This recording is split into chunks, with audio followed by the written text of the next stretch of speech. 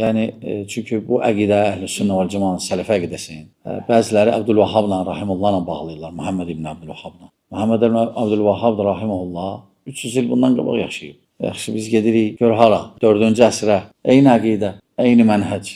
Ona görə o danışanların çoxsu savadsızdır. Yəni dini cəhətdən onlara elə gəlir ki, bəzilərinə din bilirlər, amma dindən bilmirlər. Dinini hardan öyrəniblər? Məsələn, metroda ola bilsin satılan kitabçalardan tutaq ki, o da yuxuda belə gördüm və ya əfsanələr və ya sənəd zad yoxdur rivayətlərdə. Peyğəmbər sallallahu əleyhi və səlləm belə deyib və ya Əli belə deyib və ya Muaviyə belə deyib, radiyallahu anhum ecmaîn. Və ya ağılla onlara elə gəlir. Və bir qism də Vahabi sözünü işlədənlərdən mən danışıram. Bir qismi də avam da çoxsu, heç bilmirlər nədir. Vahabi, Vahabi. Bilmir nədir. Və o qərəzli deyənlər də qərəzli. Onlar cəmaatın avamlığından istifadə edirlər. Özlərini göstərirlər, gör ki, bunlar alimdir, bunlar bilirlər. Amma əslində bu əqidəni Muhammed ibn Əbdülvəhhabla bağlamaq və ya İbn Teymiyyə ilə bağlamaq böyük xətadır və cahillikdir.